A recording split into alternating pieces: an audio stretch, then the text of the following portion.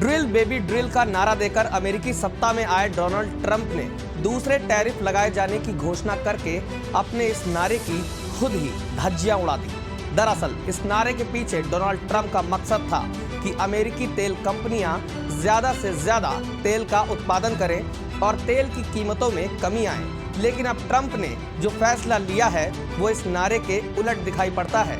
Donald Trump ने Venezuela से तेल खरीदने वाले देशों पर 25% टैरिफ लगाने का फैसला किया है, जिससे वैश्विक स्तर पर तेल की कीमतों में उछाल देखने को मिल सकता है। इसके साथ ही ट्रंप का यह फैसला भारत, चीन समेत एशिया के कई देशों की अर्थव्यवस्था को प्रभावित कर सकता है। वेनेजुएला ने ट्रंप के 25% टैरिफ वाले फैसले को अवैध और हताशापूर्ण बताते हुए सिरे से खारिज किया है। वहीं भारत ने ट्रंप के इस फैसले पर अब तक आधिकारिक रूप से कोई प्रतिक्रिया नहीं दी है। बताते चले, वेनेजुएला के तेल भंडार दुनिया के सबसे बड़े तेल भंडारों में से एक हैं और तेल का उत्पादन वेनेजुएला की अर्थव्यवस्था की रीढ़ माना जाता है। अमेरिकी राष्ट्रपति ट्रंप ने सोशल मीडिया प्लेटफॉर्म ट्रुथ पर जानकारी साझा करते हुए अपने दूसरे टैरिफ की घोषणा की है और कहा कि वेनेजुएला संयुक्त राज्य अमेरिका और हमारे समर्थन से दी गई स्वतंत्रता के प्रति बहुत शत्रुतापूर्ण रहा है।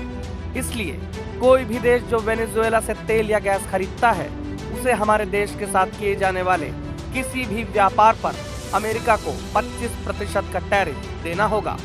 सभी दस्तावेजों पर हस्ताक्षर किए जाएंगे और उन्हें रजिस्टर भी किया जाएगा। टैरिफ 2 अप्रैल 2025 को अमेरिका में मुक्ति दिवस पर लागू होगा।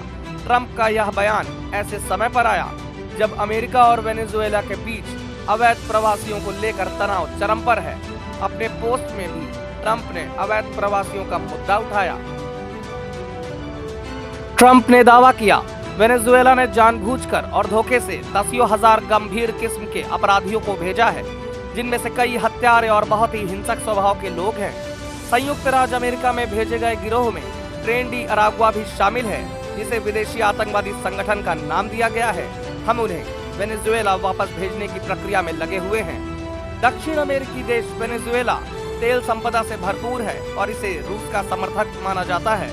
अमेरिका ने वेनेजुएला में निकोलस मादुरो की सरकार को मान्यता नहीं दी। ट्रंप के इस फैसले पर वेनेजुएला का कहना है कि अमेरिका अंतर्राष्ट्रीय व्यापार नियमों का उल्लंघन कर रहा है। भारत दुनिया में अमेरिका और चीन के बाद कच्चे तेल का तीसरा सबसे बड़ा उपभोक्ता है और वह अपनी जरूरत के लिए 80% से ज्यादा आयात पर निर्भर है। भारत रूस, इराक, सऊदी अरब, संयुक्त अरब अमीरात, अमेरिका और नाइजीरिया आदि से कच्चा तेल खरीदता है।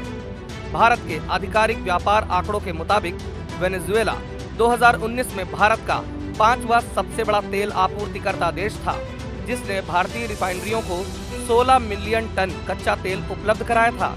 इसमें निजी क्षेत्र की रिफाइनरियों की हिस्सेदारी ज्यादा थी। हालांकि वर्तमान में भारत के कुल तेल आयात में वेनेजुएला की हिस्सेदारी 4.5 मिलियन पीपीटी से ज्यादा है, जो पहले की तुलना में बहुत कम है।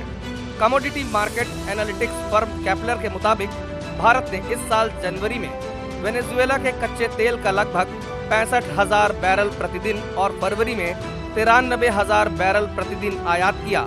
एक बैरल में लगभग 159 लीटर कच्चा तेल होता है।